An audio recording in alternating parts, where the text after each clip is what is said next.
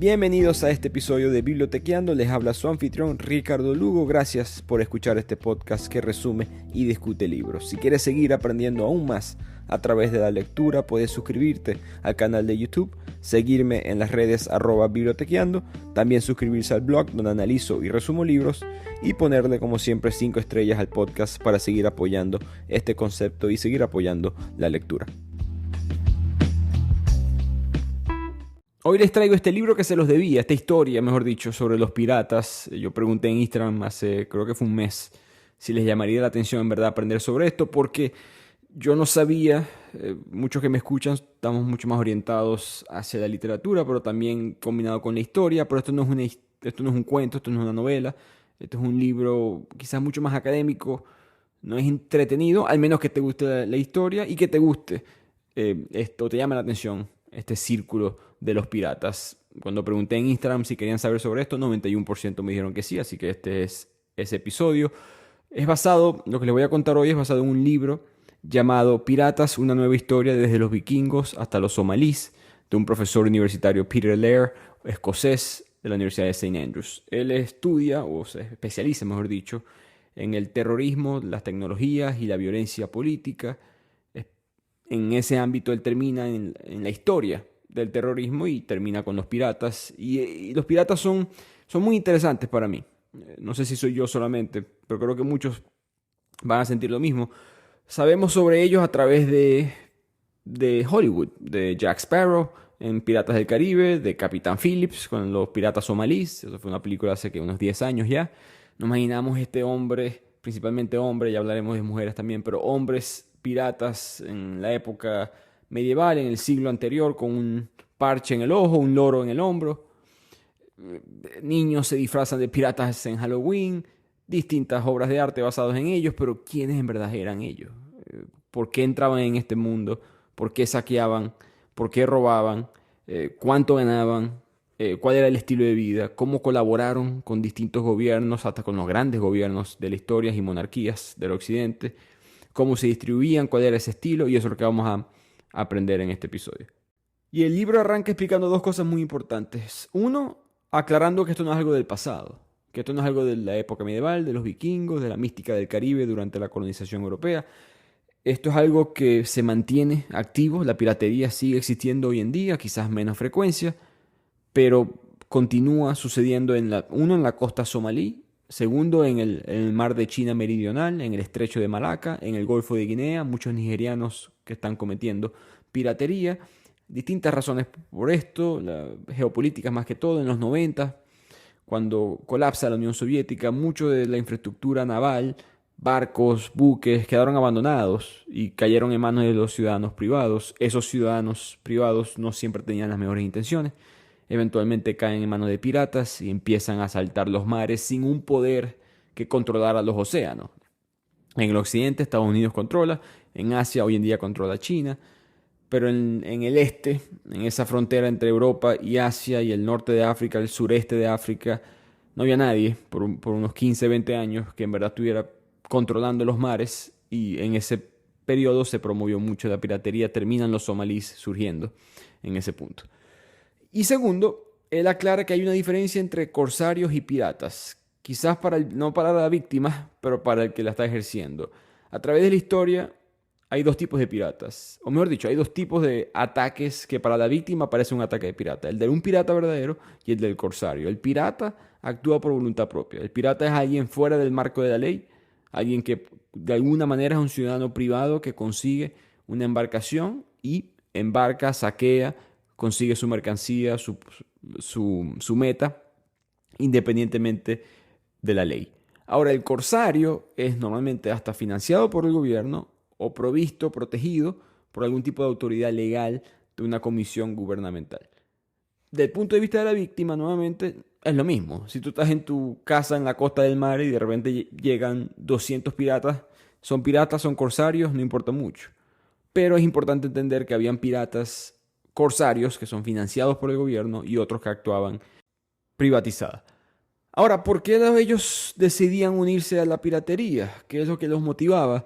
Distintas razones. Como siempre, la pobreza. En verdad, los que se unían a la piratería eran personas que no tenían nada que perder, personas que venían de bajo estatus socioeconómico, con una pobreza muy abyecta, alto desempleo, duras condiciones de vida, ningún tipo de futuro, de prospectos, eran personas plebeyos en este sistema muchas veces feudal que sabían que no tenían potencial de adquirir tierras, bajo nivel de educación, quizás tenían muchos de ellos antecedente penal, por lo tanto se da esta mezcla perfecta de personas que miran esta opción de tomar un barco, una embarcación y simplemente salirse del marco de esta sociedad que ellos sienten no les está dando nada y hacerse rico para ellos rápidamente, que es parte del problema. Hubo una ilusión, y creo que todavía la hay, de que los piratas se hacían ricos o que era una manera muy fácil de conseguir las riquezas, pero la realidad es que la mayoría se ahogaba, morían de hambre, sufrían de malaria o alguna peste, algún tipo de enfermedad, quedaban mutilados de por vida o eran ejecutados por las autoridades, eventualmente presos. La realidad era muy oscura para ellos, pero en su mente era simplemente no tengo nada que arriesgar, voy a ser pirata a ver si me hago rico de una manera u otra. Entonces ese fue un tipo de persona que con toda esa combinación de factores promovía que una actividad ya criminal empeorara en ese aspecto.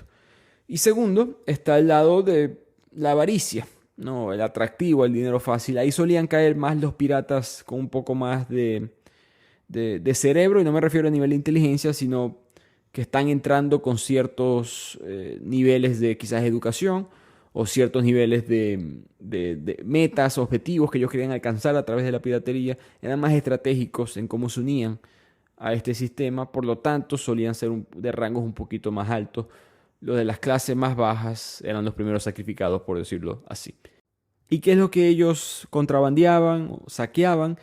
¿Cuáles son estas comodidades que ellos buscaban? Primero empezaron con la seda, las especies, después pasaron a las piedras preciosas, oro, plata, y eventualmente, un poco olvidado en la historia, los piratas también robaban personas, esclavos más que todo. Ellos fueron uno de los primeros grupos fuera del marco de la ley. La esclavitud moralmente para todos nosotros obviamente es algo ilegal, pero gobiernos, por supuesto, lo practicaron de manera legal. Los piratas son uno de los primeros en practicar la esclavitud de manera ilegal, entre comillas, porque todos entendemos que eso está fuera de los derechos humanos, fuera de lo estándar, pero en esta época, años 700, 800 después de Cristo, ellos son uno de los primeros que empiezan a robar cualquier tipo de mercancía que consiguieran en los puertos, que es algo clave de los piratas. Ellos nunca iban muy internos en las regiones, no iban tierra adentro. Ellos se mantenían en la costa por obviamente poder huir rápidamente y minimizar el riesgo de caer presos o peor, muertos. Todos querían volver, por supuesto, ser ricos en su tierra natal o en otra tierra, formar parte de la nobleza. Interesantemente, muchas monarquías, gobiernos, personas, ciudadanos privados con dinero de la aristocracia, a veces les ofrecían formar parte de esa sociedad, de ese estatus socioeconómico, a cambio de eliminar enemigos de sus rutas comerciales, a cambio de más riquezas, a cambio de distintos recursos. Entonces había mucha política, y hablaremos de eso más adelante, pero muchísima política al inicio de la piratería. Y mucha de esa política tiene que ver con la religión. Era muy difícil, argumenta el autor, si tenías una onza de humanidad o de ética, convertirse en pirata. Pero mucha gente sí lo podía hacer porque tenían el permiso de la religión que te eliminaba ese estigma social. Muchas instituciones religiosas le daban, por intereses políticos, por intereses económicos, le daban permiso a estos piratas, muy parecido como a las cruzadas en ese aspecto, de invadir, de saquear, de derrotar a un enemigo, usualmente ideológico, y eso creaba una sensación dentro de los piratas de que somos nosotros contra ellos, y nosotros estamos del lado de Dios, por lo tanto estamos del lado correcto, sin importar lo que hagamos. Están los piratas corsarios musulmanes, como los Ghazis, que eran unos caballeros piratas que luchaban por el Islam, los sarracenos que venían de Arabia. Después llegó los caballeros hospitalarios de San Juan, que eran de la orden militar católica. La religión se empezó a utilizar como una herramienta para legitimar la piratería. Así que había muchos conflictos religiosos entre el imperio bizantino greco ortodoxo cristiano, la Iglesia Católica, el Islam, y eso se manifestó en la piratería. Curiosamente, muchos de estos piratas a veces ni siquiera eran de esa religión, simplemente se vendían al mejor postor. Está el caso de un emir pirata muy famoso, Umur Pasha, un guerrero del Islam, y simplemente se vendió al emperador bizantino greco ortodoxo cristiano, Andrónico III, como corso. Así que terminó siendo de estos corsarios de la piratería, a pesar de que formaba parte ahora de otra religión. Él fue tan peligroso, este Umur Pasha, que el Papa Clemente VI declaró una cruzada contra él personalmente. Y el autor argumenta que esto creó una cultura de vamos a simplemente mirar hacia el otro lado e ignorar, vamos a dar la vista gorda a esta piratería. Porque los funcionarios de los puertos, al saber que todos estos piratas están protegidos por la entidad más santa posible, utilizando términos católicos, estas guerras santas, ya sea librada contra musulmanes como una cruzada o contra los cristianos como una yihad, ayudó a que estos funcionarios simplemente aceptaran que estos piratas podían formar parte del ecosistema, entre comillas, legal de la sociedad. Ciudades portuarias como Argel, Buji, Túnez, Trípoli se convirtieron en centros económicos, políticos de la piratería. Y se convertían en centros donde los piratas podían estar a salvo. Porque se creó un entorno casi perfecto para los piratas como los Victual Brothers, que siempre estaban con una política de no preguntes. Yo simplemente vengo aquí a buscar un refugio seguro. Yo estoy aprobado por dicha entidad religiosa. Entonces la piratería se convierte más anónima aún porque ciertas personas pueden esconderse bajo esta capa de la religión. Y como siempre sucede, si estás protegido por el gobierno, la aristocracia se da cuenta que tú tienes poder y va a hacer negocio contigo. ¿Qué es lo que sucedió? La élite empieza a contratar a los piratas con mucha más frecuencia. Está el ejemplo de la isla de Kyushu en Japón, donde los wako, que es un grupo social extremadamente alto en el punto de vista socioeconómico, ellos empiezan a contratar los servicios de los piratas para proteger su propio comercio marítimo. Tenían básicamente a los piratas como guardaespaldas.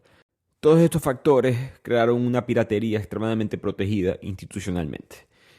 Pasemos un ratico a los nórdicos, que son quizás de los más famosos en el mundo de la piratería, los vikingos. ¿Cómo empezaron ellos a formar parte de esto? En verdad, se argumenta que muchas veces no había elección. Hay tierras que no son tan fértiles, especialmente en el invierno, como lo son en los países nórdicos. Hay culturas que si hay un mal cultivo, si hay un evento catastrófico desde el punto de vista de la naturaleza, no había elección. La única manera de buscar recursos era afuera, era explorar los mares. Se cree que esa es una de las razones por las cuales los vikingos empiezan a huir de los lugares nórdicos y saquear otras regiones para después tomar sus recursos. Pero el autor argumenta que además de esa razón, no la niega, pero además de esa razón es que los nórdicos ya estaban por una multitud de razones en guerras entre ellos mismos, daneses contra suecos, suecos contra noruegos, noruegos contra daneses, y muchas de esas guerras incluían batallas navales, frecuentes incursiones marítimas que devastaban los asentamientos costeros en cada región. Eso, por supuesto, significa que es cuestión de tiempo, hasta que esas guerras, esos recursos, esa primitiva, pero aún así fuerza marítima, se extienda a las costas que eran mucho más lucrativas, que tenían mucho más dinero, como la de Inglaterra, Irlanda y otras partes de la Europa continental. Entonces, con ese impulso de combinación de caos del punto de medio ambiente, falta de recursos, con las guerras que ya tenían establecido los países nórdicos, se crean estos vikingos desde el punto de vista de piratería. Los vikingos ya estaban antes, pero desde el punto de vista de piratería empiezan a expandirse en ese momento en la historia. Y una pequeña pausa que el autor no mencionó en el libro, pero eso de un pirata usando parche en el ojo, en verdad es mentira. Hay una teoría que he visto a veces en las redes sociales de que utilizaban el parche para poder moverse en la oscuridad. Tenían un ojo siempre oscuro y un ojo acostumbrado a la luz. Y cuando bajaban a la parte más oscura del barco se cambiaban el parche y así ya tenían un ojo ajustado a la oscuridad. Bonita teoría, pero en verdad eso no es cierto. Se piensa que fue un libro, una novela llamada La Isla del Tesoro de Robert Louis Stevenson, que se empezó esta cultura en el mundo artístico de los que los piratas usaban un parche, pero en verdad no utilizaban un parche. Running a business comes with a lot of what-ifs, but luckily there's a simple answer to them. Shopify. It's the commerce platform behind millions of businesses, including Thrive Cosmetics and Momofuku, and it'll help you with everything you need. From website design and marketing to boosting sales and expanding operations, Shopify can get the job done and make your dream a reality. Turn those what-ifs into... Sign up for your $1 per month trial at shopify.com/special offer.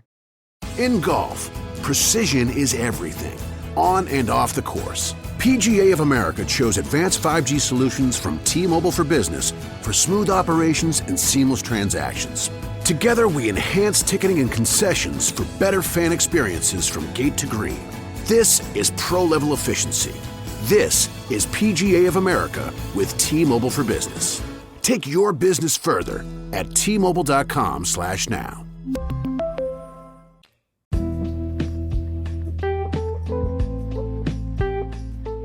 Antes de continuar con este resumen, con este episodio, gracias nuevamente por apoyar el podcast. La idea es seguir creciendo el conocimiento, el aprendizaje, la cultura de todos nosotros, los hispanohablantes, un libro a la vez.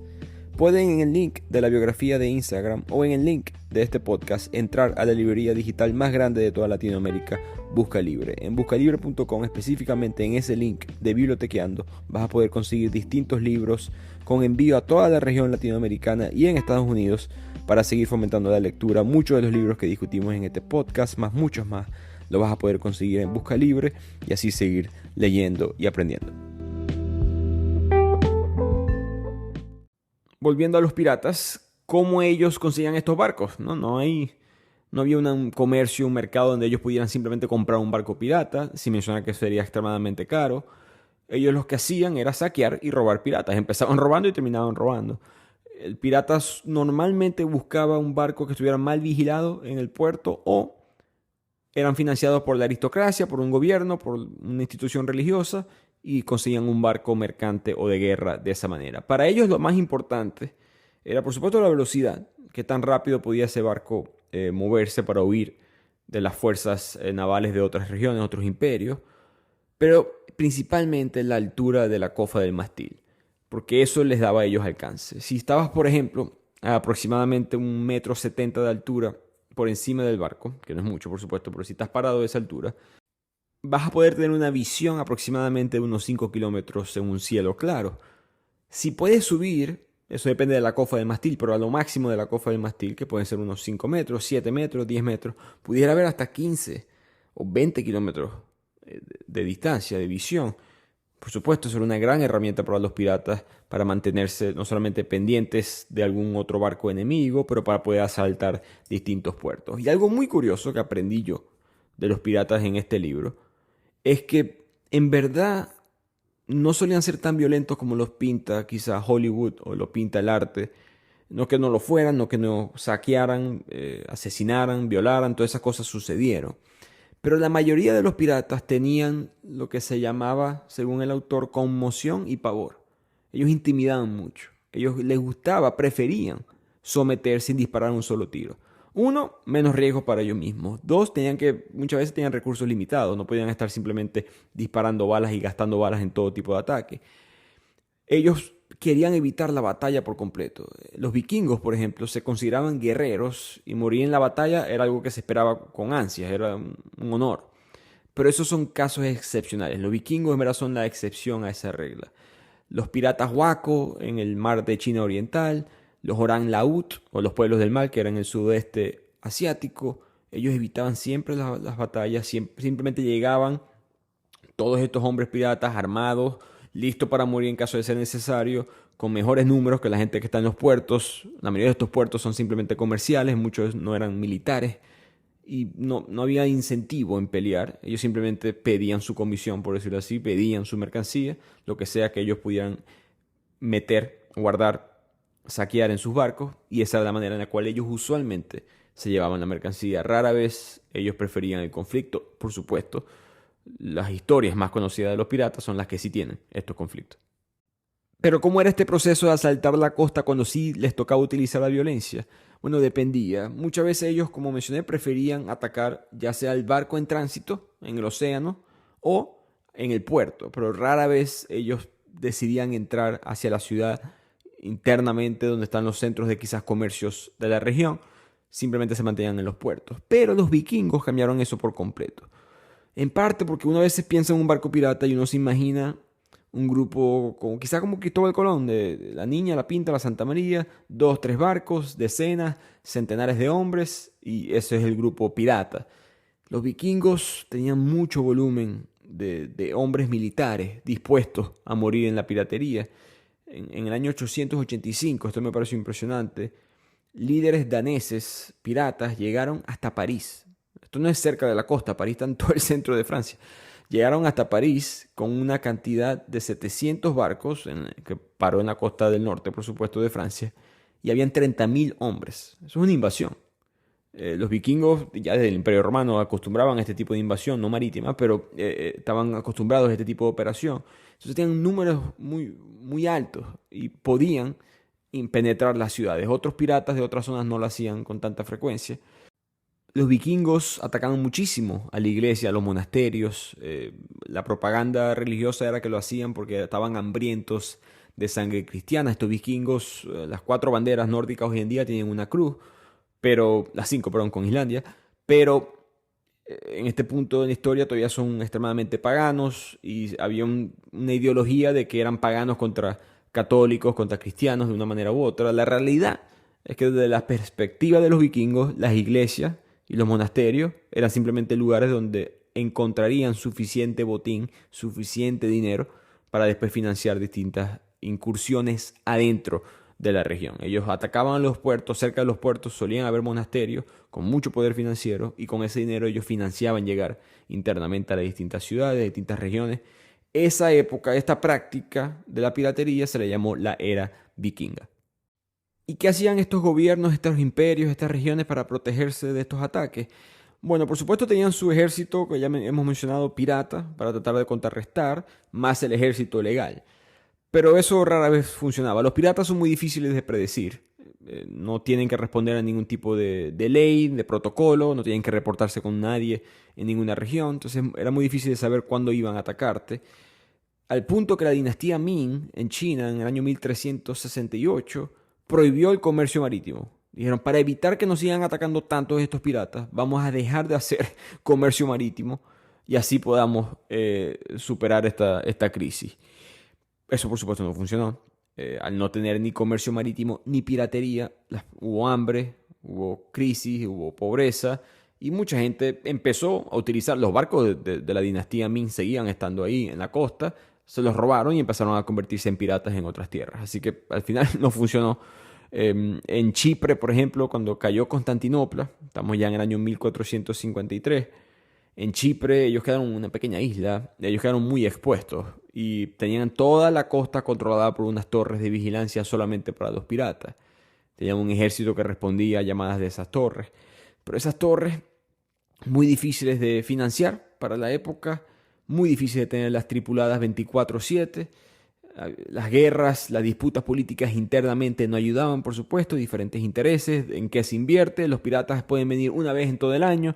Vamos a invertir en otros problemas que son más inmediatos y en esas dificultades políticas no muy diferentes a las de hoy en día, quedaron muchas de estas regiones totalmente indefensas.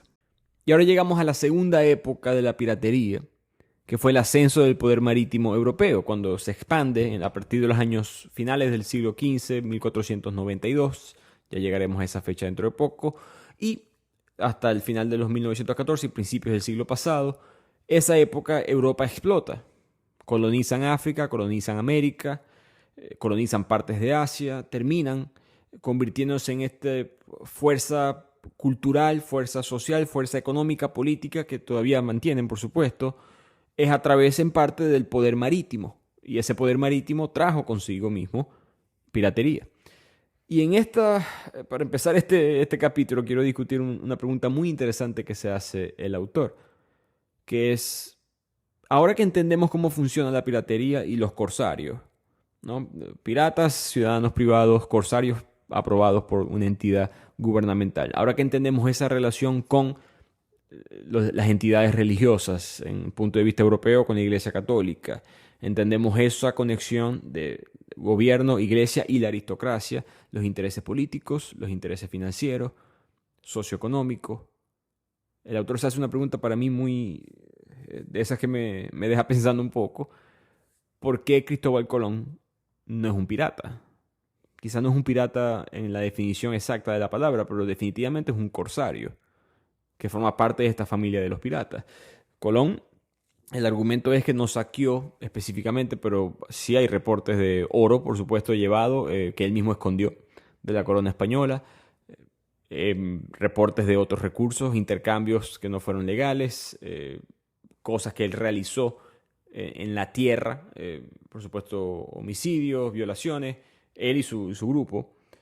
Eso no es muy diferente a los vikingos, y los vikingos son categorizados como piratas. Ahora, los vikingos eran ciudadanos privados, no estaban sancionados por ninguna corona. Chévere, entonces son unos corsarios si lo hubiesen estado, pero la práctica es la misma. Pensemos en uno de los piratas más famosos de la historia, Francis Drake. Sir Francis Drake, el nombre Sir del cargo que le dio la realeza inglesa después de haber financiado tantas expediciones para este corsario. Francis Drake, muchos colombianos que me escuchan seguramente recuerdan su nombre. Él asalta Cartagena, se queda ahí por un mes, 2 meses, pensando si convertían a Colombia, que todavía es colonia española, en una colonia inglesa. Después decidieron simplemente cobrar un rescate, que fueron alrededor de 103 kilogramos de oro de la época, que aproximadamente son unos 7, 8 millones de dólares de hoy en día, y se fue de regreso a Inglaterra. Pero él mantuvo la ciudad bajo su poder. Todavía puedes ir en Cartagena, en el centro, a buscar la casa donde él se quedó en ese tiempo. Y eso es un corsario. Trató de colonizar, como después eventualmente las exploraciones de Colón lo hicieron, pero Sir Francis Drake es claramente un corsario, almirante inglés, cabe destacar también, y Cristóbal Colón es simplemente un explorador, no tiene el título de pirata, de corsario. El autor piensa que hay algo incorrecto en ese análisis. Pero volvamos a esta segunda época de la piratería, el poder marítimo europeo, su ascenso. En esta época, con tanto oro y plata siendo extraído, robado de América para el Nuevo Mundo, esto generó que muchos más piratas se involucraran en este negocio. Había demasiado dinero, demasiadas riquezas. Esta ilusión que hablamos al principio de que podías hacerte rico rápidamente se hace real, especialmente cuando ves a la aristocracia y las coronas que anteriormente no tenían tantos recursos, de repente explotar y convertirse en poderes europeos como España, Portugal e Inglaterra.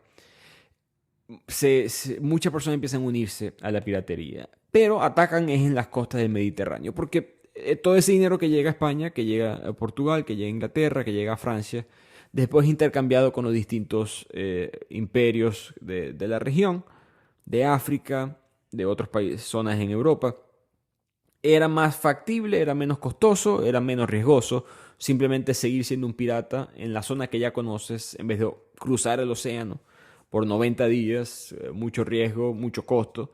Simplemente era más rentable esperar que personas como Sir Francis Drake o personas como la corona como tal devolviera ese oro a zonas europeas. Se llevara ese oro a zonas europeas. Y cabe destacar también que estamos en la época del feudalismo, ¿no? En el tope de la Edad Media. ¿Para qué trabajar duro para básicamente ganar 1 libra al año? Cuando puedes ser un pirata que puede ganar 1.500 o 4.000. Era mucha diferencia entre lo que puede hacer un pirata que robar una fortuna comparado con un simple plebeyo. No existe el mercado en verdad de trabajo, no existe el mercado laboral, no existe el mercado comercial capitalista de hoy en día. Una de las principales opciones era la piratería. Y si se preguntan, bueno, pero los que sí eran exitosos, los grandes corsarios, los grandes piratas, ¿cuánto en verdad ganaban? Bueno, Sir Francis Drake, por ejemplo, que fue un corsario, pirata originalmente, después corsario, por 30 años aproximadamente para la corona inglesa, en ese periodo de tiempo hizo lo que son hoy en día 120 millones de libras. Como pueden imaginarse, con esta cantidad de dinero son miembros extremadamente respetados en la sociedad, con mucho poder, muy exitosos, y son elogiados en verdad como héroes locales, héroes del imperio. Son personas que llevaron riquezas a esta explosión de, voy repito, países que no habían tenido tanta relevancia globalmente hasta este punto. Inglaterra, España, los Países Bajos explotan comercialmente, explotan sus imperios a través de este comercio marítimo financiado en gran parte por los piratas. Y con eso, muchos de estos, que fue muy curioso, muchos de estos piratas corsarios se convierten en una especie de símbolo patriótico. El mismo Francis Drake odiaba a los españoles y eso era algo que aplaudía muchísimo Inglaterra, cabe destacar, se separa en esta época de la Iglesia Católica. Entonces hay un odio ideológico, político, financiero entre estas dos coronas, y Sir Francis Drake está como en el medio de todo esto. Los mismos, y esto es parte del argumento de Cristóbal Colón. El autor dice, para España, Sir Francis Drake es un pirata. Para Inglaterra, Sir Francis Drake es un corsario. Bueno, si para ti Sir Francis Drake es un pirata, entonces para los indígenas Cristóbal Colón tiene que ser un pirata. Es parte del argumento que él también tiene en el libro. Y aquí nos vamos a enfocar un poco en el Caribe, porque, como mencioné, muchos piratas, los históricos piratas que estaban en el occidente europeo, prefieren seguir atacando las zonas que ellos ya conocen, con todas estas nuevas riquezas que están llegando de América y de África. Pero ahora hay una nueva piratería que, por supuesto, debió haber existido, que no hay muchos reportes sobre esto. Los indígenas seguramente también tenían piratería de una manera u otra, pero la piratería empieza a crecer especialmente con Sir Henry Morgan, otro de esos corsarios ingleses financiados por la corona, en Jamaica. El Caribe nuestro, tanto el latino como el anglosajón, tenía una fuerte ventaja para los piratas, que es que nada era controlado en verdad por la capital. Por mucho que la capital, como digo la capital, me refiero a la capital del gobierno. Londres, París, Madrid, Lisboa. Ellos deciden cuánto impuesto se cobra en los puertos, qué tipo de mercancía, todas estas cosas. Ellos controlaban, por supuesto, estas colonias de esa manera. Pero lo que sucede, o lo que se decide en una oficina, como todos sabemos, no es lo mismo que sucede fuera del edificio, y lo que sucedía en el Caribe solía ser muy diferente. Entonces los piratas poco a poco se empezaron a dar cuenta, con el pasar de los años, con ya el establecimiento de la corona. Ya tenemos un Cristóbal Colón que ya falleció. España ya es la fuerza más grande del mundo en este punto. Estados Unidos, todos estos países apenas están debatiendo las ideas de la independencia. Ya hay una piratería mucho más establecida en el Caribe, porque se están dando cuenta que hay más anarquía en las colonias que lo que hay en Europa. Y en este Caribe, ¿cuál fue el puerto principal? De hecho, es el puerto más famoso de la historia dentro de la piratería, según este libro. Es el puerto real de Jamaica, Port Royal, en el idioma inglés. Fue el más frecuentado por ataques de piratas, en gran parte porque el Caribe, y por eso quizás que el Caribe tiene esta mística muy conectada con la piratería, es que tenía demasiadas potencias globales del occidente europeo concentradas en un espacio muy pequeño. Si estás en Jamaica, estás en territorio inglés. Si te vas a Aruba y Curazao, estás en territorio holandés. Si te vas para Venezuela, la costa venezolana, la costa colombiana, en el norte de Sudamérica, estás en territorio español. Por supuesto, el resto de Centroamérica. Partes de Trinidad y Tobago, inglesas.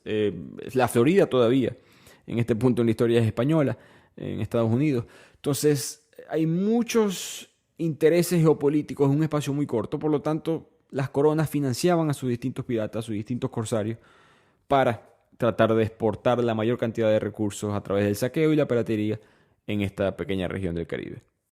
Para que tengan una idea, en el año 1670 operaban desde allí, desde el Caribe, y la mayoría en Puerto Real, en Jamaica, 20 corsarios que tenían una tripulación combinada de 20.000 hombres. Una fuerza naval establecida en esta pequeña región. El único puerto del mundo que se comparaba fue Macao, en China, lo que es cerca de Hong Kong hoy en día. Y curiosamente, siempre vimos estas dos culturas se parecieron en el tipo de economía y actividades sociales que se establecían. Los piratas, por su estilo de vida, ya hablamos de los antecedentes sociales de quienes pertenecían a estos grupos, crearon este Caribe que quizás conocemos nosotros hoy en día, de casinos, tabernas, la vida rica, alcohol, disfrutar, burdeles. Eso era creado en parte, argumenta el autor, por los piratas. Los piratas querían dinero que hacían fácil, se gastaba fácil. Y vemos en Macao y en el Caribe, a pesar de ser culturas totalmente opuestas, un mundo muy parecido. Casas de juego, casinos, maneras rápidas de gastar el dinero a través de actividades muy ilegales. Ahora, con todo este dinero que había en el Caribe, en esta época de la expansión europea, había un riesgo muy importante para todos estos piratas. Quiero volver a Sir Francis Drake para explicar esto. Sir Francis Drake tuvo una circunnavegación del mundo muy famosa Duró 3 años, bueno, perdón, casi 4 años, entre 1577 y 1580. En ese proceso de darle la vuelta al mundo marítimamente, él capturó muchos barcos con tesoro español. Era tanto dinero lo que él recolectó, que la reina Isabel I de la época dijo, fue tan grande o mayor que todos los ingresos anuales procedentes de los impuestos y tierras de la corona combinados. Así que ahí es cuando Drake se convierte en Sir Francis Drake, se convierte en el pirata de la corona. Y Inglaterra, argumenta el autor, pasa de ser una nación de piratas a una nación pirata. Una piratocracia fue el término que él utilizó, nunca había escuchado ese nombre. De hecho, él llama a Isabel I la reina pirata. Pero estos piratas, como Sir Francis Drake, a ese nivel, ya hablamos de 115, 120 millones de libras que él hizo en su carrera, es por supuesto la excepción. La mayoría de los piratas tenían un riesgo muy alto, que es que estos viajes al Caribe eran muy largos. Si tú te sales de Inglaterra, de España, de Portugal, son aproximadamente 90 días para llegar al Caribe. Tienes que atacar, tienes que establecerte, tienes que quedarte quizás unos días, como lo hizo Sir Francis Drake en Cartagena, y después devolverte. Estamos hablando de quizás lo más rápido posible, un periodo de 6 meses, posiblemente más. En 6 meses, 7, 8, 9, quizás un año, las cosas cambian. Tú puedes estar, crees tú, autorizado por el Estado, porque algún político, el equivalente a un congresista de hoy en día, algún miembro de la aristocracia, te aprobó algún tipo de misión ilegal en el Caribe. Pero después esa persona no queda en favor con la monarquía, esa persona se complica por algún tipo de cargo de corrupción o está del lado incorrecto de la historia desde el punto de vista del poder y terminan siendo eliminados. Y cuando esos piratas llegaban de regreso a las tierras, de repente no había ningún contrato que los aprobaba a ellos como corsarios. Al ser piratas, la corona aprovechaba y pretendía ser moral y decía, no, esa actividad que tú hiciste, eso es ilegal, solo pueden hacer los corsarios, Sir Francis Drake, etc., pero tú no. Así que todo ese oro que te traíste, eso es mío, confiscado y tú vas preso. Entonces era riesgoso ser pirata en esta época. Otra de las razones por las cuales se quedaban cerca del Mediterráneo, si podían.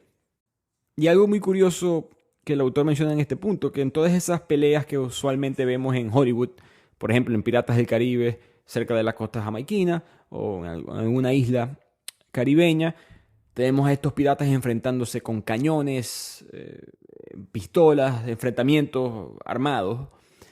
En verdad, armas de fuego específicamente, en verdad eso no era tan así. El autor explica que, nuevamente, ellos querían evitar los conflictos, 1, pero 2, esas armas como los cañones son extremadamente pesadas y necesitan pólvora seca. Extremadamente difícil de conseguir en el océano. Tercero, chispa. Muy peligroso prender algo en fuego en estos barcos en momentos de agite. Lo puedes hacer en momentos controlados, pero en batalla era muy complicado. Por lo tanto, la mayoría de los enfrentamientos eran bastante primitivos. Eran arco y flecha. Estamos hablando de siglo XVI, siglo XVII. Las armas de fuego son ya muy utilizadas en las batallas, pero en el mar, estoy hablando de enfrentamientos de piratas en el océano como tal, cuando se enfrentaban barco contra barco. En verdad se enfrentaban más con arco y flecha que lo que utilizaban las armas de fuego. Así que ya hemos hablado de la vida de los piratas, hablemos ahora de la muerte, de cómo terminaba la carrera de estos piratas. La mayoría terminaban muertos. Esto es muy parecido al mundo de la droga quizás de hoy en día, o muerto o en la cárcel. En este caso morían ya sea en náufragos, en batallas. El caso de Black Sam Bellamy, el Samuel Negro Bellamy, que fue el pirata más exitoso de la historia. Apenas con 28 años de edad, al momento de su muerte, ya él había recaudado en esos pocos años 125 millones de dólares, que fue lo que hizo Sir Francis Drake un poquito más que eso en 30 años. Así que Bellamy en verdad fue el pirata más exitoso también para la corona inglesa. Él muere en un náufrago. Otros piratas sí pudieron sobrevivir a este tipo de náufrago, pero fueron capturados, asesinados. Otros terminan en la horca. Los corsarios, que eran los que más tenían posibilidad de sobrevivir, pero los piratas normalmente fallecían. La única excepción era cuando ellos negociaban con los gobiernos. Irónicamente, los gobiernos que ellos habían atacado, las regiones, puertos que ellos habían saqueado. Ellos decían, mira, yo tengo un problema, en mi profesión probablemente termine muerto. Negociemos, tú tienes un problema de piratas, yo tengo un problema de seguridad, vamos a intercambiar. Tú protégeme a mí, políticamente, gubernamentalmente, y yo me convierto en un cazador de piratas. Yo tengo una información, yo sé cómo ellos atacan, yo sé cuáles son sus recursos, yo sé sus rutas, yo puedo defender a tu región. Y eso eran una especie de indultos individuales que consiguieron distintos piratas. Es la única manera que algunos de ellos pudieron escaparse del típico final que era la muerte. En el caso de Sir Francis Drake, siendo el corsario más exitoso de la reina Isabel I, él muere, pero no muere en batalla, muere de salud a los 55 años de disentería, anclado en Portobelo, en Panamá. Y Sir Francis Drake muere al principio de esta segunda era de la piratería, pero quiere utilizar su muerte por lo emblemático que él fue en este mundo, para representar la muerte de la piratería en esta segunda ola. La primera ola, la piratería estaba muy estable, creciendo, pero no solía ser la principal fuente de ingresos de coronas como lo terminó siendo Sir Francis Drake para Inglaterra. En esta segunda ola que mencioné, la piratería con la expansión de los imperios europeos en el resto del mundo se convierte en una fuente de ingresos, en una industria extremadamente poderosa. Pero a finales del siglo XVIII, siglo XIX, eso se empieza a acabar por distintas razones. Primero, el colapso como tal de los imperios. El concepto de imperialismo se acaba, el imperio otomano falla, el imperio safavid en el Medio Oriente, el imperio mughal en el sur de Asia, los imperios franceses, ingleses, todos empiezan a colapsar poco a poco. Surge el capitalismo como sistema socioeconómico, era más rentable simplemente confiar en el comercio marítimo que estar financiando a piratas. La tecnología moderna avanza rápidamente, las fuerzas navales que anteriormente no podían defenderse contra estos piratas, ahora tenían una ventaja sobre ellos y parecía que por fin, a través de la historia de la piratería, iba a estar simplemente confinada a los libros de historia. Y con eso llegamos a la tercera ola, a la tercera etapa de la piratería, que fue la piratería que resucitó en este mundo globalizado. Esto es a partir de 1914 hasta la actualidad. Pero específicamente resucita en los 1990. El título que utilizó el autor para esta parte del libro, para esta etapa de los piratas, me pareció muy curioso. Él dice, ellos eran ricos, nosotros éramos pobres. ¿Por qué utiliza esa frase? Recordemos por qué los primeros hombres hace 1500 años se unieron a la piratería. Porque eran oportunidades que ellos nunca iban a poder conseguir en una especie de la industria o la realidad en la cual ellos vivían. Tenían todo que ganar, nada que perder. Lo mismo está sucediendo. Hoy en día todavía hay personas que viven bajo esas reglas. Si combinas esos factores con quizás un océano no protegido por la caída de la Unión Soviética, por la falta de poder de un gobierno chino que no es el mismo de hoy en día, estamos hablando de los 1990, y una terrible crisis económica, todos esos factores crearían un ambiente que se prestaría para la piratería, por supuesto, en un país costero como Somalia. Entonces Somalia, donde las personas ganaban $100 al mes, de repente se dan cuenta que pueden ganar 7.000, 70.000 si eran muy exitosos al mes en una sola excursión de piratería. Además, el promedio de vida en Somalia, estamos hablando de 1990-91, era 55 años. Entonces arriésgate. No hay tienes todo que ganar, nada que perder. Y así surge nuevamente, como lo pasó en Europa, como pasó en los países musulmanes, en los países asiáticos, empieza esta primera ola de piratería somalí. El colapso, en parte también ayudó con un colapso del Estado somalí, unas leyes que prohibieron ciertas actividades en tierra y mar, y eso llevó a muchos jóvenes pescadores a simplemente convertirse en piratas. Además, habían guerrillas islámicas, el Al-Shabaab, la juventud, que los piratas buscaban simplemente luchar, eran financiados, nuevamente como lo hacía la Iglesia Católica y el Islam, los imperios, el Imperio Bizantino, por ideología financiaban a estos piratas para robarle, en este caso, a los infieles occidentales, la frase que utilizó este grupo guerrillero islamista. Oro parece, plata no es. Es exactamente lo mismo que hablamos de los europeos al principio, de los otomanos, de los musulmanes, de los grecos cristianos, de los asiáticos. Las mismas condiciones, muy parecidas al menos, que promueven este tipo de actividad. Cabe destacar que no solamente es en Somalia, también hay actividades en Siria, en Libia, Países que están envueltos en guerras civiles, falta de instituciones gubernamentales para protegerse y ven esta especie de lo que llama el autor arco de crisis, que son pedazos pequeños de momentos de piratería en distintas zonas. ¿Qué se está pirateando hoy en día? Como vieron en la película de Captain Phillips, cualquier embarcación con mercancía, normalmente lo que piden es un rescate. Estas embarcaciones que pasan cerca de las costas somalíes tienen que tener un seguro. No siempre es aprobado últimamente, pero tienen un seguro en contra de este tipo de secuestro. Ellos negocian por ese rescate. Nuevamente, muy parecido a los piratas anteriormente, Sir Francis Drake y su rescate en Cartagena. Pero también se trafican personas. El tráfico de personas es uno de los más rentables para muchos de estos piratas. No todos son somalíes. En Indonesia, por ejemplo, Indonesia es un país, un archipiélago de pequeñas islas alrededor de la isla principal, 17.000 islas. El gobierno es imposible que pueda controlar todas estas islas, no tienen los recursos por lo menos hoy en día. Ahí se practica mucho la piratería, el tráfico humano.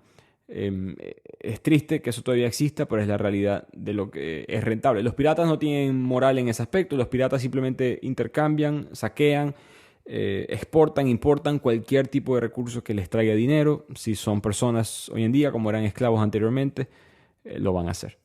Y estos piratas modernos, además, tienen una ventaja de los antiguos, que es que la gente ya no está armada, la gente ya no está entrenada, en el mar me refiero. Las tripulaciones no están armadas como lo estaban los otros barcos de la época. Por lo tanto, pueden ellos simplemente secuestrar, saquear una embarcación sin ningún tipo de problema. Cabe destacar, aclaro, los somalíes principalmente hacen eso. No atacan puertos, atracan embarcaciones. Y es muy interesante, muchos de los ataques que hacen los somalíes son para desaparecer barcos. No les interesa la tripulación, no les interesa la mercancía, les interesa el barco. Lo que utilizan o lo que tratan de hacer es simplemente lanzan a la tripulación en bolsas salvavidas fuera en el mar, si tienen suerte, porque pasó un incidente muy famoso con un barco MV Sean Son cerca de Hong Kong, donde los somalíes mataron en sangre fría a la tripulación. Pero, los piratas somalíes, claro. Pero el siguiente paso, cuando se deshacen de la tripulación de una manera u otra, es bueno, ellos repintan el barco. Esto es rápidamente. Ellos lo llevan a un puerto seguro que tienen en la costa somalí, que es muy larga, cabe destacar, por eso que el gobierno, que es fallido, le cuesta manejar o regular esto. Me imagino que están involucrados en el negocio también, pero eso soy yo siendo cínico y realista. Pero el punto es que estos barcos repintan, le cambian el color, le cambian el nombre al barco, registran con unos documentos falsos a través de, nuevamente, ayuda de funcionarios del gobierno, y después van a otro puerto con una política: no pregunten, aquí tengo un barco, lo estoy vendiendo rápidamente, dame poco dinero y te doy un barco que vale muchísimo dinero. Eso sucedió con muchos barcos petroleros griegos, el MV Irene, un petrolero singapurense, un superpetrolero surcoreano, el Le Ponant, que terminó pagando un rescate de $2 millones. Ese es el principal modus operandi de estos piratas somalíes. Y con eso llegamos al final de este resumen. Fue un libro difícil de leer para mí porque no tenía la estructura cronológica que yo pensé que iba a tener. A veces se salta entre región y región, entre punto y punto, pero traté de darle un poco de orden. Espero que lo hayan disfrutado en este episodio. La conclusión del autor es que la piratería va a regresar con una venganza, que la piratería es básicamente una opción en momentos de crisis, y si no resolvemos las crisis en la tierra, se manifiesta la piratería en el océano. Así que va a ser la voluntad de la comunidad internacional, del mundo, de buscar un mejor mundo económicamente, socialmente, para las personas en sus distintas regiones, civilizaciones, países, para que así exista una voluntad real de no formar parte de la piratería. Mientras exista esta opción de ganar 10, 20, 30 veces más como pirata que lo que puedes ganar en tu país, en un país donde el Estado no funciona, donde no hay recursos, donde no hay un sistema en verdad establecido, siempre la piratería va a estar para quedarse.